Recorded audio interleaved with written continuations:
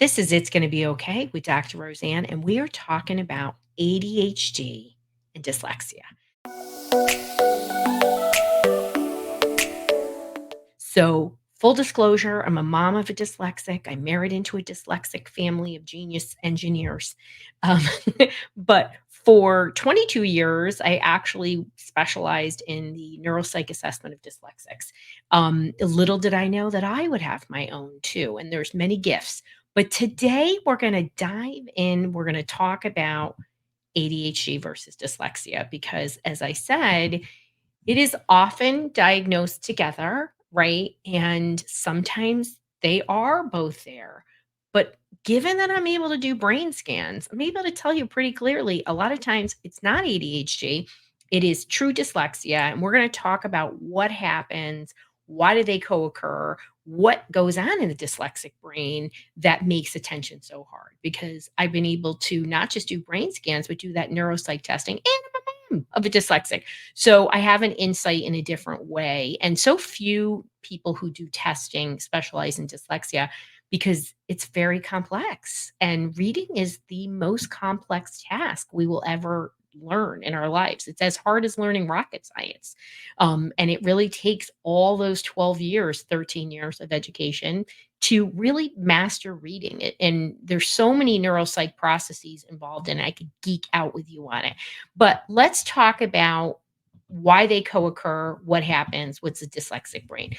So the dyslexic brain has two areas of difficulty. So there's a structural difference on the left side in an area called the planium temporale. We also know through research that dyslexia is highly inheritable, right? So that means it runs in families. I joke that the Hodges have it, but they totally do, right? And they also inherit a lot of other cool things like mechanical hands-on skills too. So their brain, that planium temporale is different. The other difference is, and this is similar to ADHD, their brain hubs are different. ADHD can look different, but in dyslexia, when I do a QEG brain map, you're really able to see that they have poor brain communication.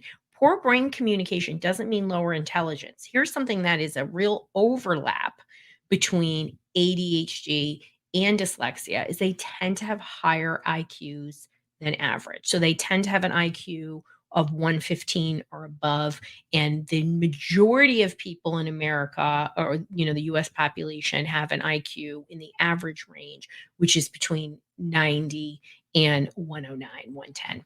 So what you're seeing is a high average or above IQ in those groups so they can compensate, right? So their brain structurally is different. When somebody has ADHD, this is what their brain looks like. Too many unfocused brain waves, not enough focused brain waves. That is a clear pattern. They look different. So you can have both. Now, why do dyslexics often get diagnosed with ADHD? Well, one, people are totally ignorant still in 2024, even though we've really have understood what dyslexia is since 1917. We don't understand it. I get school evaluators, private evaluators. They used to say, oh, you can't test a kid till they're 7. That's just a load of baloney, right? It's because they don't know how to test it. Ding, ding, ding. Hopefully, that's an aha moment. There are readily available tests, particularly the CTOP, and other tests that measure phonological processing, the processing of sounds, because that's the primary difficulty in dyslexia is phonological processing, phonological memory, and what's called rapid auditized naming. So those are those foundations. Dyslexia is not a visual processing problem. Ding, ding, ding. That's just perpetuated in the movies. But it is a processing difficulty of auditory processing. So you're not hearing the sounds and you're not mapping it. So when we talk about these overlaps, right, and the differences, we know the differences, the brain is different. But why does somebody struggle so much with attention when they have dyslexia if they don't have ADHD? Well, the main reason is their brain gets overload, right? So those three common things phonological awareness, phonological memory, rapid auditized naming the dyslexic brain runs out of gas. You don't have unlimited power and ability to hold on to these phonemes. So you run out of steam. And then what happens? Your attention system breaks down. I think we all can relate to this, right? Where you lose brain power and they just use their memory systems, in particular their working memory, because they're still processing letter by letter or by segments of the word, the chunks of the word, when maybe they're 10 and they should have automatic phonological processing systems, right? And we always need a phonological processing backup. Like you see somebody's crazy last name like Kapana Hodge, you got to go to your backup system and your brain will go, "Oh, okay, Cap Anna, Cap Anna." Like it will put it together. That's phonological processing. I could geek out on this with you guys for a long time, but I want you to understand the neurological basis and why it's so different. So, different brains both have communication issues in the brain in different ways, but ultimately a dyslexic gets misdiagnosed as having ADHD because they appear to be inattentive because they run out of memory. Okay. And then on top of it, we're just not identifying these kids properly, right? Certain states do a great job of educating their teachers about dyslexia. Massachusetts, probably one of the top states, New York, some of these other places, it's frightening what their level of knowledge. In my state in Connecticut, it was only like 10 years ago they started training teachers on what dyslexia was. And I would go into these meetings and, everybody who knows me, I played Columbo in the special ed meetings. That was my shtick.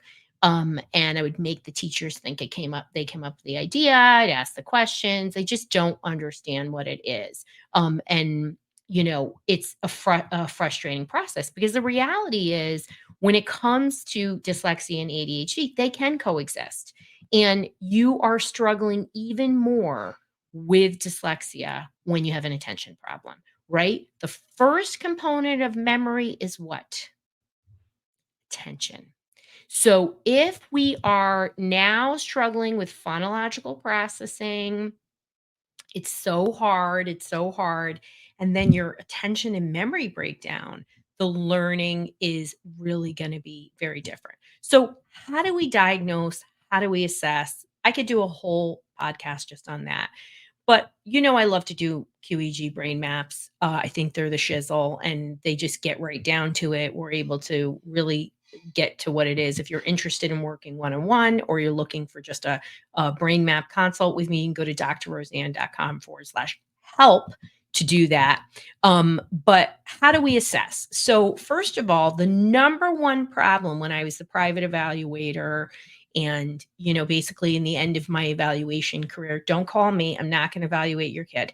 Um, I was only working with like the legal cases when we did outplacements. And I believe kids can be educated in schools. Absolutely. Go back and listen to the episode with Pete Wright, who's just an amazing guy. Love Pete, from Wright's Law. So, but what happens is the biggest breakdown is this most simplest thing. Nobody checked under the hood. So they would do these general tests. I recently had somebody go to a very famous place in New York City that might have the word mind in it, won't say. And they paid extreme amounts of money for an eval, and the person did not do appropriate dyslexia testing and instead diagnosed them with a reading disability. What other reading disability is there? It's a comprehension problem. This was a very young child, right? So what is going on? What's so special about an eval? Well, you have to actually check all the different sound combinations, right? So like in Orton Gillingham, if and we're going to talk about the types of programs.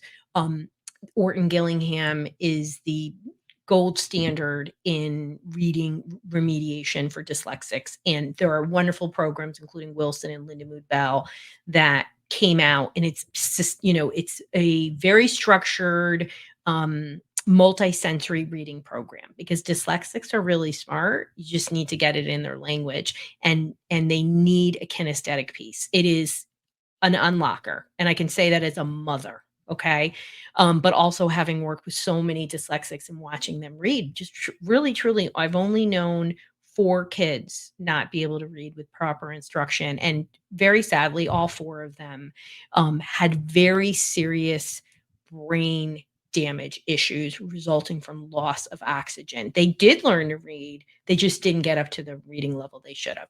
So, when we are talking about what is missing, they just aren't checking like in Orton Gillingham, there's a test called a WADE. And in that WADE, it will go in and say, let's check all the vowels. Let's check all the different letter combinations and the types of segments of words. And shockingly, hardly any school systems do this until they're forced to do it. And why is this important? Somehow people think, you could have like be missing one or two of the vowels. Guess what? A vowel's in every word and you're going to be okay. So when we teach reading to what we believe neurotypical kids, we only expect 80% success. When it comes to dyslexia instruction, you have to have 100% in order to move on. Their brains are different. They need a different instruction. And the research is unbelievable. When you're using an Orton Gillingham based program, remediation is 95 to 97% successful under certain conditions. So, one, it's administered by a highly qualified person. That can be a challenge, but honestly, there are a lot of great teachers out there doing a wonderful job. Learn to do Wilson or Lindenwood Bell, which are more package programs. God bless you. Keep up the fight. Amazing people out there. The bigger problem is the intensity. So, Wilson, all the research says it's 4 to 5 times a week.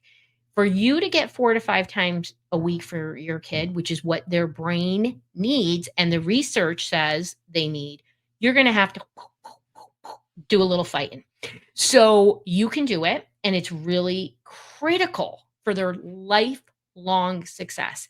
If you cannot be a fluent reader, you will struggle through not just through all of school, but you're not going to get what you need. So when it comes to school support, if you have a kid with dyslexia and ADHD or dyslexia on its own, they need direct instruction. Make sure they have an IEP. You are not going to get through this with a 504. Now, you have a remediated kid, like I have a remediated kid. He's going to be fine with a 504. He can't spell, but that's okay. You have voice dictation on Google now, and everything else. He's a great reader now. He got a lot when he was really little. He got 7 sessions a week. So, and in a different way, and he just needed a lot of intensity. So, diagnosis and assessment critical. You want to identify those areas, and then you want to make sure your IEP has those areas that they are not able to be successful in 100%. They want to make sure that that's in that IEP. There are direct goals in there, and the instruction is targeting it. And you need an intensity. Remember, 4 to 5 times a week.